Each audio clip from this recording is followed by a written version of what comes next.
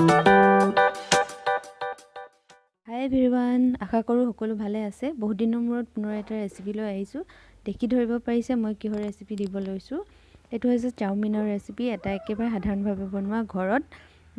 গতিকে বলক ভিডিঅ'টো আৰম্ভ কৰোঁ। ভিডিঅ'টো আৰম্ভ কৰাৰ আগতে সকলোলৈ মোৰ এটা অনুৰোধ, মোৰ চেনেলটো যিসকলে নতুনকৈ চাই আছে প্লিজ ছাবস্ক্ৰাইব কৰি দিব আৰু লাইক শ্বেয়াৰ কমেণ্ট কৰিব আৰু আপোনালোকৰ মৰম সদায় মোক দিব যাতে মই আগবাঢ়ি যাব পাৰোঁ। তেন্তে বলক আজিৰ ভিডিঅ'টো আৰম্ভ কৰোঁ। চাওমিনখিনি বনাবৰ কাৰণে মই প্ৰথমে লৈছোঁ বিন কেইডালমান বেকাকৈ কাটি লৈছোঁ, ধনিয়া অকণমান মিহিকৈ কাটি লৈছোঁ, পিঁয়াজ পাত সেউজীয়া অংশটো বেলেগকৈ কাটিছোঁ, তলৰ বগা অংশখিনিও বেলেগকৈ কাটিছোঁ, বন্ধাকবি অলপ মিহিকৈ কাটি লৈছোঁ আৰু পিঁয়াজ আধা ফাল। চচ লৈছোঁ মই, এইটো চয়া চচ, চিলি চচ আৰু টমেটো কেটচাপ, বছ এই তিনিটাই চচ লৈছোঁ। চাওমিনখিনি মই চচটোত যিমানখিনি প্ৰয়োজন সিমানখিনি লৈ লৈছোঁ।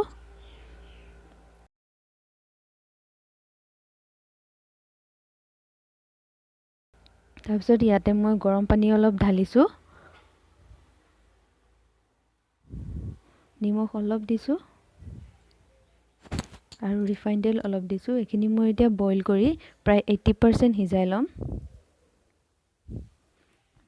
নিমখখিনি যিহেতু ওপৰতে থাকি গ'ল, অলপ তললৈ ঠেলি ভালকৈ মিলাই দিছোঁ। বইল কৰিবলৈ লোৱা মোৰ চচপেনখন সৰু হ'ল।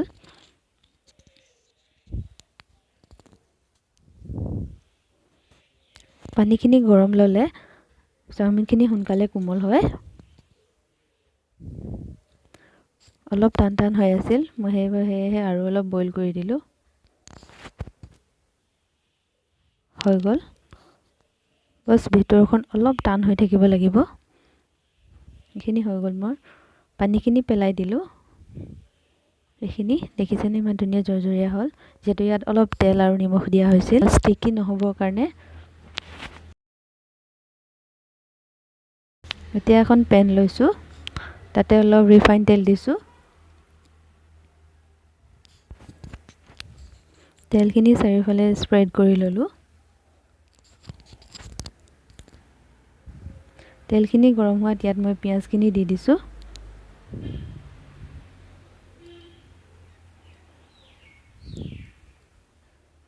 এইখিনি মই অকণমান লৰাই ভাজি ল'ম, বহুত বেছি নাভাজোঁ। গেছ মই মিডিয়াম কৰি ৰাখিছোঁ, বহুত হাই ৰখা নাই।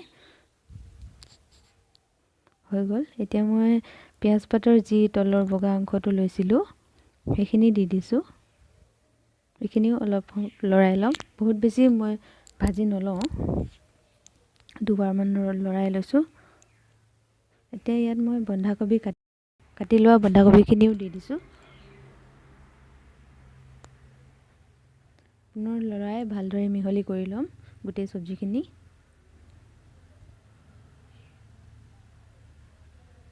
এইখিনিও মই বহুত নাভাজোঁ। এতিয়া মই বিন কেইডালো ইয়াত দি দিছোঁ।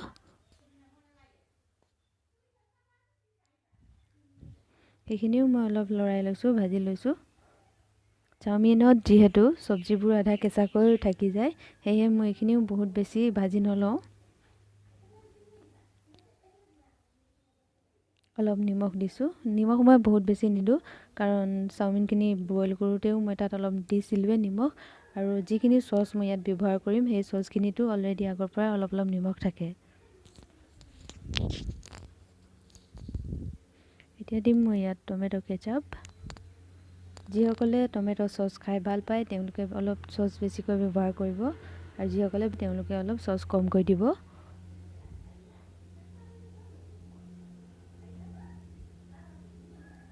এইখিনিও মই অলপ লৰাই লৈছোঁ।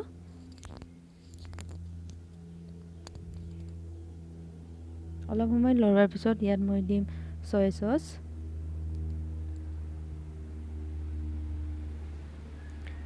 চব্জি গাজৰ, কেপচিকাম তেনেধৰণৰ চব্জিও ব্যৱহাৰ কৰিব পাৰে। মোৰ ওচৰত যিহেতু নাছিল মই এইখিনিয়ে ব্যৱহাৰ কৰিয়ে বনাইছোঁ।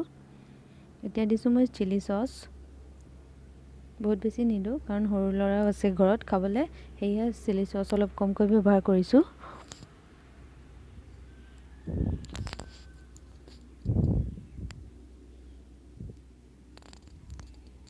এতিয়া দিম পিঁয়াজৰ সেউজীয়া অংশটো, যিটো মই কাটি ৰাখিছিলোঁ অলপ ডাঙৰকৈ। পিঁয়াজ পাতৰ, পিঁয়াজৰ নহয়।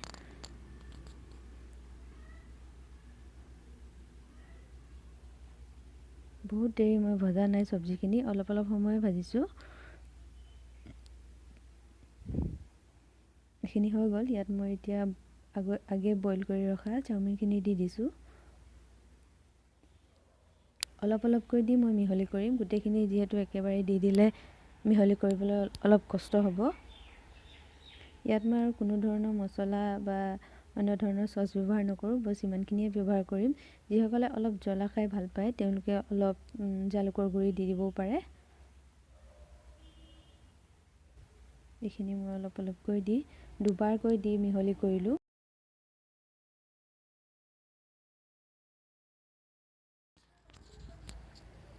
চব্জিখিনি চচখিনি চাওমিনৰ লগত ভালদৰে মিহলি কৰি লৈছোঁ, যাতে ফ্লেভাৰটো চাওমিনত সোমাই যায়।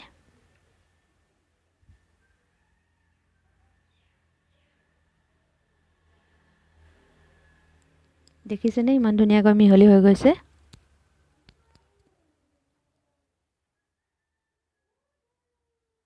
হৈ গ'ল। এতিয়া মই যিখিনি মিহিকৈ ধনিয়া কাটি ৰাখিছিলোঁ সেইখিনি ওপৰত ছটিয়াই দিলোঁ। এইখিনিও মই মিহলি কৰি দিম। এয়া হৈ গ'ল। ধনিয়াখিনি বহুত বেছি মিহলি কৰিব নালাগে, ওপৰে ওপৰে থৈ দিলেও হ'ব। এতিয়া মই প্লেটিং কৰিম। দেখিলেনে ইমান ধুনীয়া হ'ল। এয়া মোৰ প্লেটিং বেটাৰ কাৰণে ৰেডি কৰিছোঁ। ভিডিঅ'টো চোৱাৰ বাবে বহুত বহুত ধন্যবাদ।